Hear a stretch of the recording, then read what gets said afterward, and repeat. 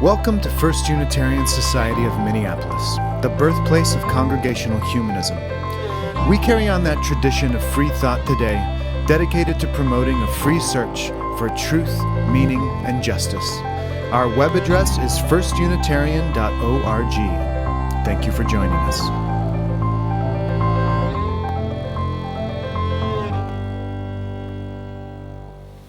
I have the pleasure to play with these incredible musicians today. This is a Pink Floyd tune that was specifically requested by Mikki to connect with her talk.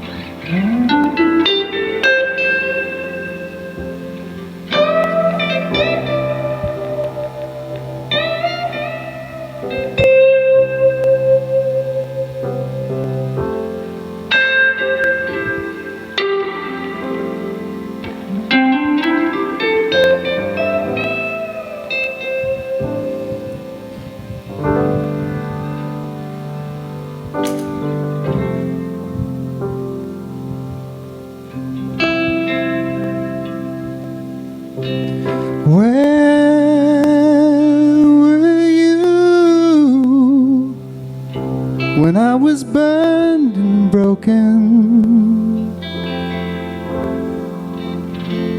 while the days slipped by from my window watching,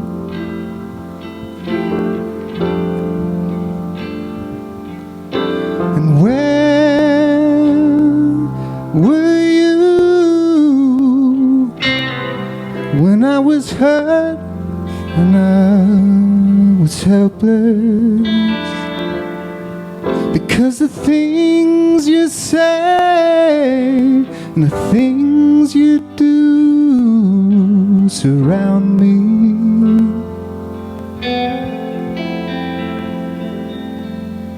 While you were hanging yourself on someone else's words, dying to believe in what you heard, I was staring straight into the shining sun.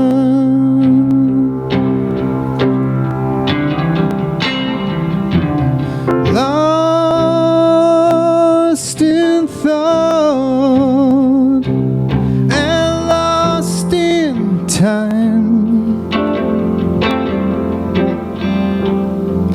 while the seeds of life and the seeds of change were planted.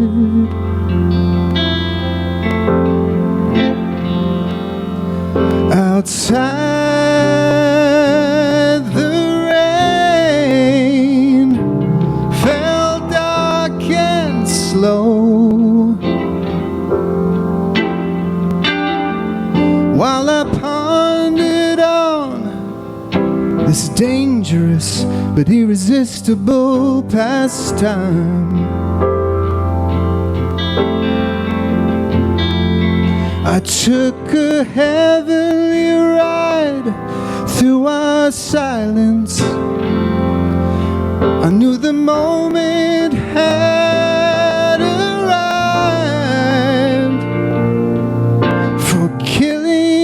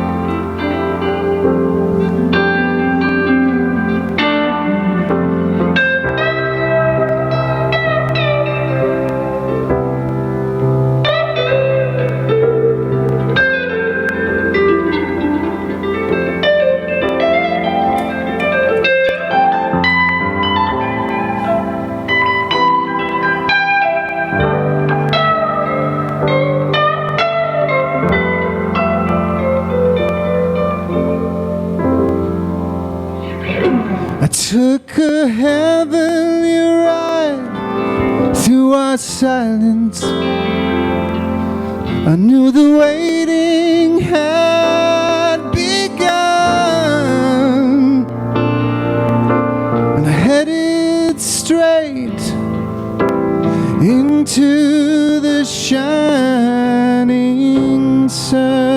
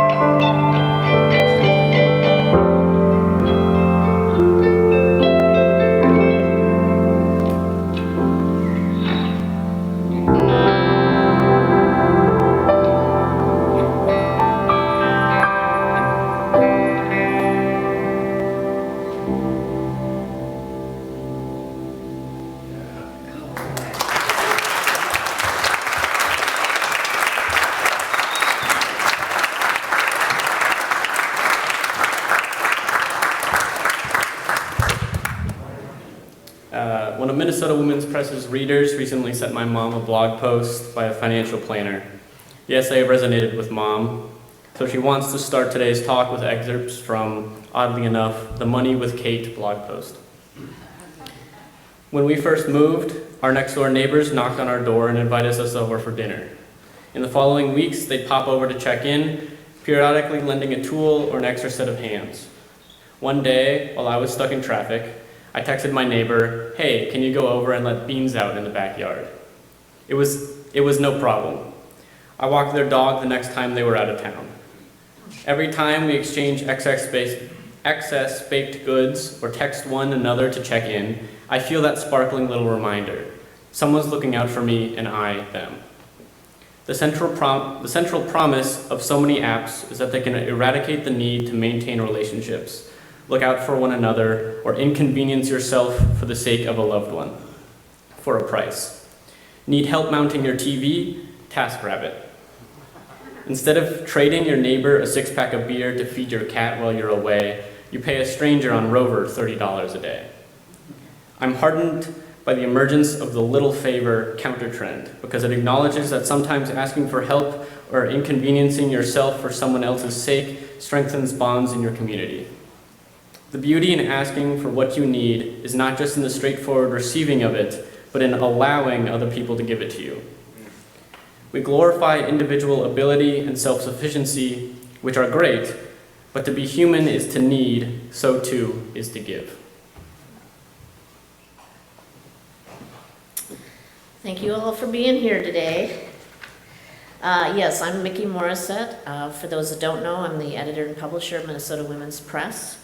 And I've had the honor of speaking. This will be my 10th summer talk here.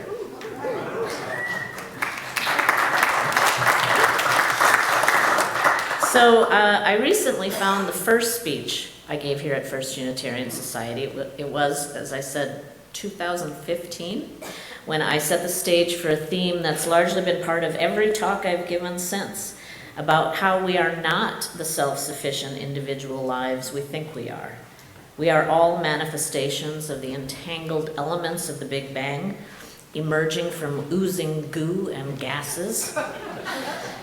Carl Sagan's more poetic term was that we all descend from stardust. We were not simply plopped down in a garden to eat fruit and invent clothing. I also have suggested that what fuels the universe is the energy and vibration that moves and morphs and merges every grouping of stardust. We tend to fix on what we can see and touch, But astronaut Edgar Mitchell realized that when he was in space, there's an energy field that transcends what science typically measures and categorizes. In human terms, I characterize that energy as someone's looking out for me and I them. I've also talked about how that sense of care can come from strangers who never know the impact that they have. I've shared here one of my favorite stories, cited in a book by Rachel Naomi Remen, about how an elderly woman on a New York City street corner, waiting for the light to change, overheard an abusive man chastising his wife.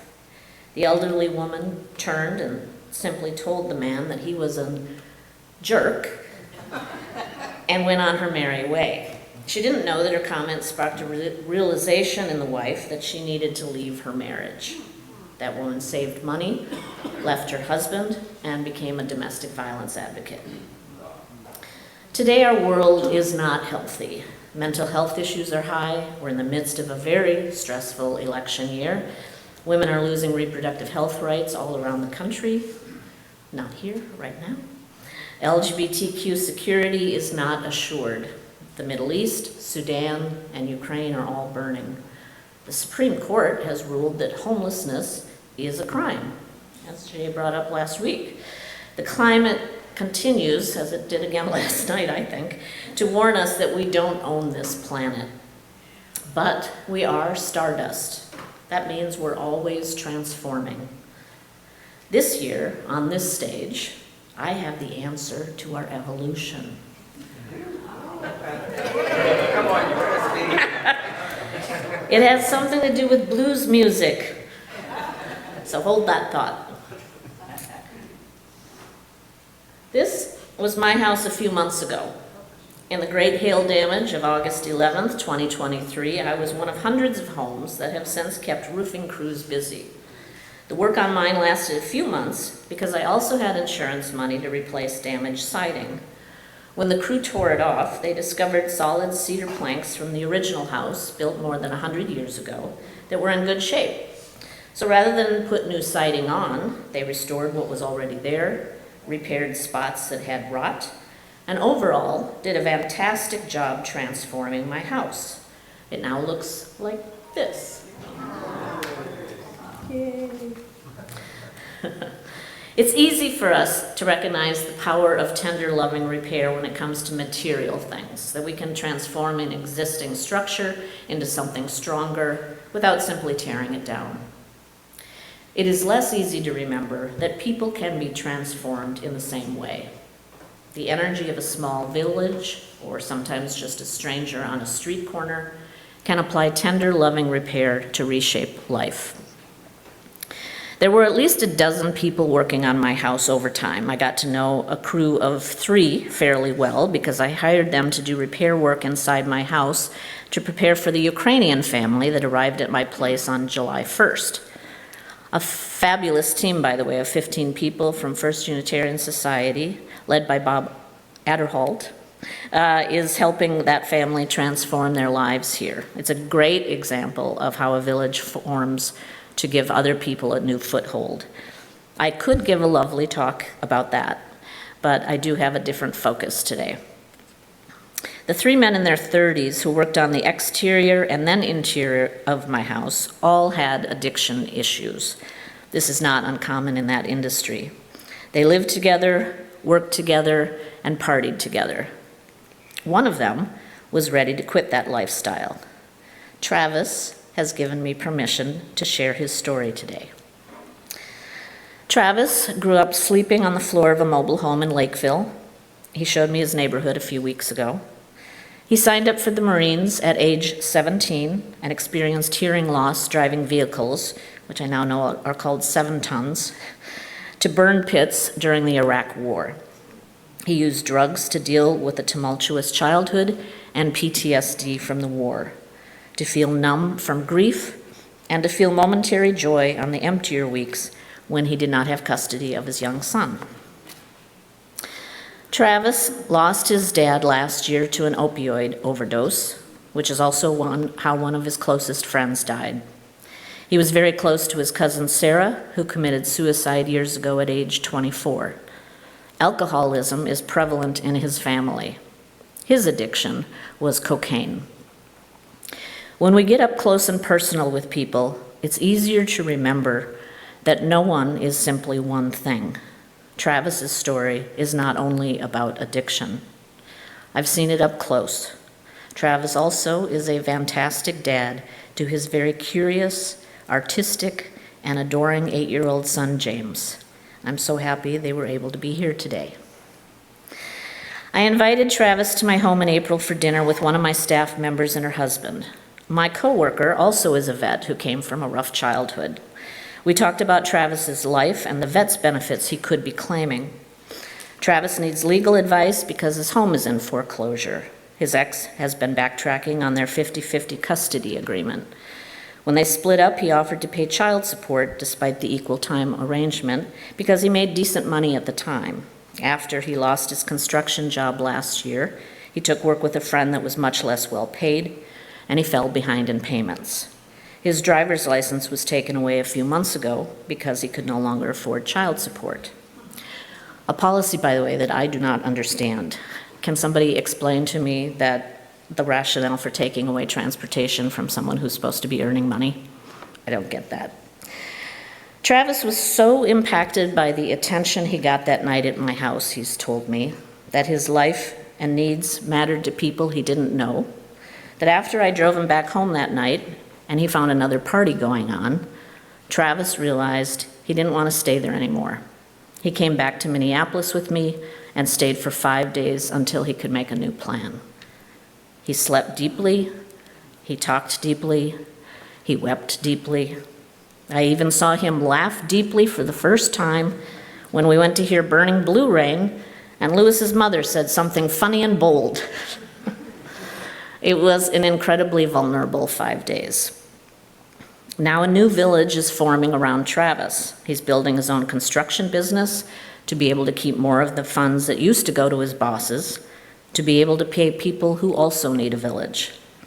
Our own FUS realtor, Bob Gendreau, put him in touch with Adele Hansen to polish her wood floor and is suggesting other work. My neighbor hired him to build a deck. My friend Barbara in Northfield, who's listening, is introducing him to locals who need work done.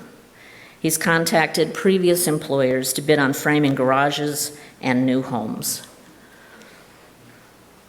Because everything can be transformed with the help of a village, because we all need to know that someone's looking after me and I them. In May, I talked to 5 women corrections officers and social workers in Brainerd at the Crow Wing County Jail. One of them was featured in our June issue. Christy Tetzloff is a corrections officer who's worked at the jail for 20 years. She said people can get paid better with easier jobs like at Walmart. So I asked why she's stayed there for so long. Christy said, because I love the fact that I can help people. You see them at their worst, then you see them a day or two later, and it's a totally different person who's apologizing for what has happened and what they did. I know the person who came in was not who they are. I talked to them about educational options that we have in the jail. For me, it's because I think that there's always hope, though some days it is harder to see the hope. Most people in the jail are there because they have mental health and chemical dependency issues. One of the social workers said, I've had clients tell me, you can send me to chemical dependency treatment all you want, and they're going to teach me how to identify my triggers and use some coping skills, but the reasons I'm using are not being addressed. It can take 6 months for someone to move out of jail and into the proper mental health facility because there are no openings. Yet in 2020, Minnesota spent $632 million on the prison system. I recently wrote about the documentary Beyond the Bridge, which offers a deep look at the roots and resilience of realities of homelessness. They talked to people about why they were homeless and their resilience. A woman said it was hard to afford rent with a 3-year-old and a wage of $8.75. One man said the hostility toward him because he has no home has been heartless. I was sitting at a train station and a dad had his kids throwing rocks at me. Another said, would you hire me if I didn't have a place to take a bath? I hosted a Minnesota Women's Press Forum on this stage last month about mental health. Dr. Rachel Hardiman said, "We have to understand that health care doesn't just happen within the hospital or clinic setting. A larger percentage of our well-being comes from the social environment in which we live." I was at a workshop in Northfield recently led by one of my favorite and Phil Duran's favorite people, Allie Krug. She asked, if we saw someone sobbing on a park bench, how many of us would introduce ourselves and ask if the person wants to talk about whatever's upsetting them? At Peace House in Minneapolis, unhoused people gather at lunchtime for food and conversation with volunteers, because how many unhoused people get invited to dinner and to socialize? Every life deserves and needs a village. That's how transformation happens. And all of us do have tools to contribute: listening, food, a construction job, because everyone needs to know someone's looking out for me and I them. We also need to know where to find our moments of joy. Over the past 9 months, I've been incredibly stressed about the ability of our print magazine business to survive. One day in February, on a Sunday afternoon, I walked into KJ Hideaways in St. Paul because I'd received a news release among hundreds I receive weekly that I paid attention to. It was promoting an afternoon of music from a young blues band. There's nothing that stirs my emotions more than good blues guitar, so I went. And that's when I heard Louis play, and my stress melted away. I'm incredibly grateful that Louis and Oliver agreed to come here today on a Sunday morning to something that sort of looks like a church to play their music. Louis started playing guitar during the pandemic. It was not his intention to impact the stress level of a stranger, but his music sparked joy that has done so much for my mental health. Thank you. From that spark, musicians have introduced me to 4 venues where I can go when I need to de-stress. One of them is the Blues Saloon in East St. Paul, which is home every Tuesday night to a blues jam session. Musicians sign up and are called on stage to play a song or two with random others. It fills up after 9 p.m. with swing dancers. I want you to see this in action, and thank you, Jacob, for queuing this up.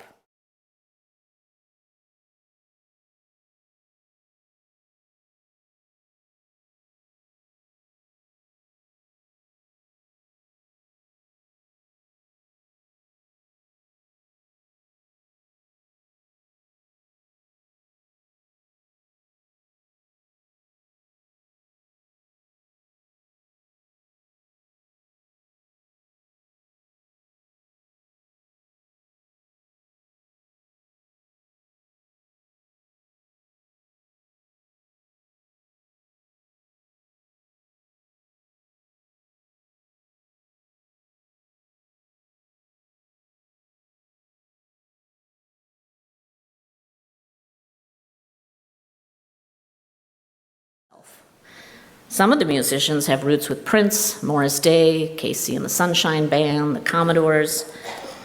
The music and dance is great to watch and hear, but what makes it magical to me is the unscripted nature of it. Random strangers intersect to simply create and experience joy on a weekly basis. No one person gets to shine, even when they're highly skilled. It's more about the village than a leader. It's not about following certain notes, but about feeling shared moments of raw emotion that emanate from guitar strings, piano keys, drum beats, and more. Although there is no star on jam session nights, there is one blues guitarist I enjoyed seeing each week. The first time I talked to Jack at the club, he said how important it was for his mental health to show up at a place where it doesn't matter who you are, what you do during the day, or what your beliefs are, where an elderly couple might be dancing next to 2 guys. Jack sat down with me for 3 hours recently, talking about how it works to play music with people of different levels and experiences. I wanted to understand how improvisation works. How do people intersect peacefully, even when someone might twirl the wrong way or is not quite keeping up to the tempo? What I learned from Jack is that the culture encourages people to laugh about mistakes, to teach instead of preach. You put a hand on someone's back to gently let them know what to do next. You give a slight nod of the head or a look to indicate, hey, you do a solo now. It's your turn to shine. Jack says that it's not about forcing your will, for example, on some new bass player who doesn't know how to do all the changes. The idea is to simply help everyone have moments to shine, flaws and all. The club is not perfect. There are occasional dramas that cause discomfort. When that happens, Jack says, a team might appear, including the elders, to indicate that objectionable behavior does not belong. The team doesn't bark or pound on their chests to intervene. They calmly indicate that in order to be in the community, inclusive and respectful behavior is required. It works because people want to be part of a village, not to be ostracized or locked out. Since Travis is now a good friend of mine, I picked up a book by Sebastian Junger that was recommended to me, Tribe, to better understand the mentality of a different kind of village, people in the military who learn to trust each other. Junger wrote, in combat, soldiers all but ignored differences of race, religion, and politics within their platoon. It's no wonder many of them get so depressed when they come home.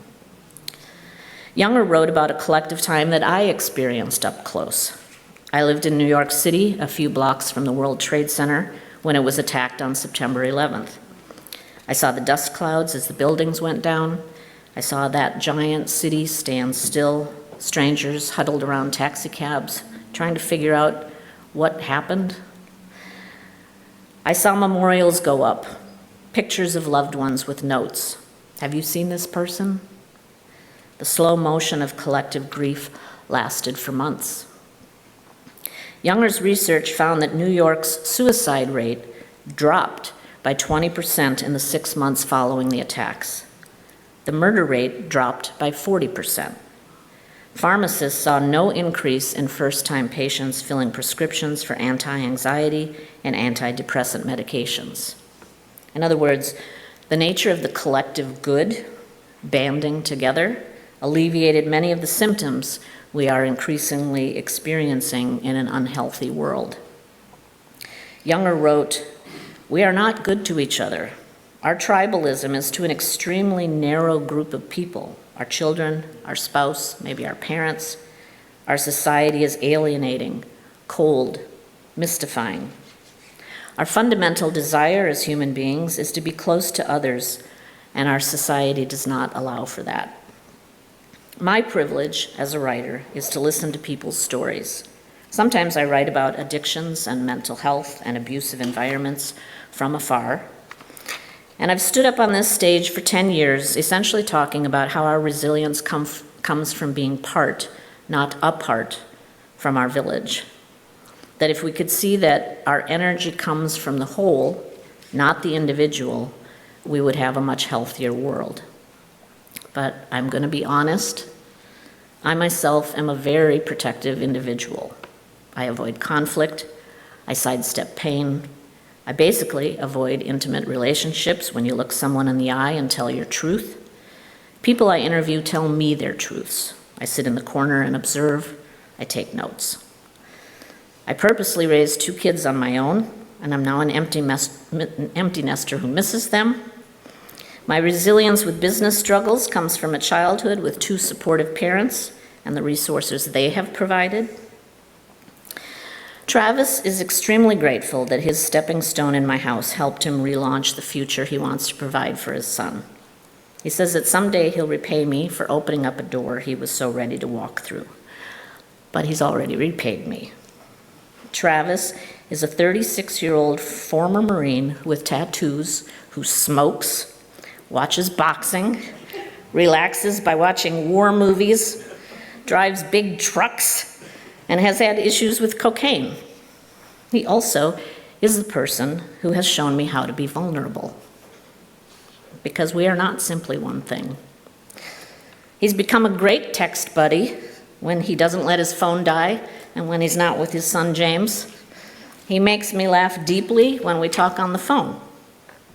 When I was agitated a few times lately, he was the one I reached out to. When I was overwhelmed with the culmination of bad news, tough news, I called him and cried.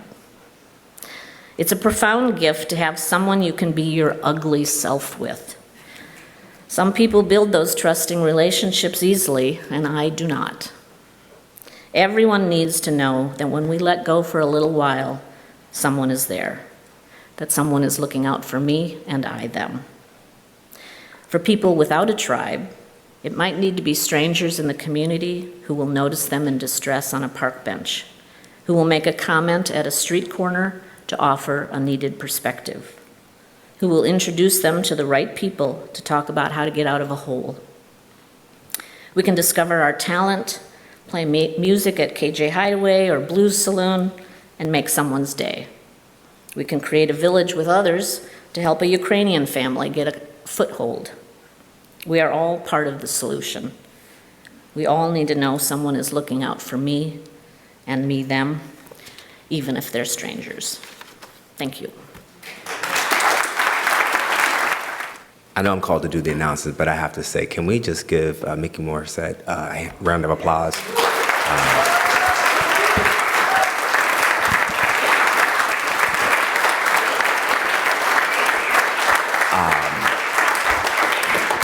And I'm just going to say in short, Travis, healing looks amazing on you, sir.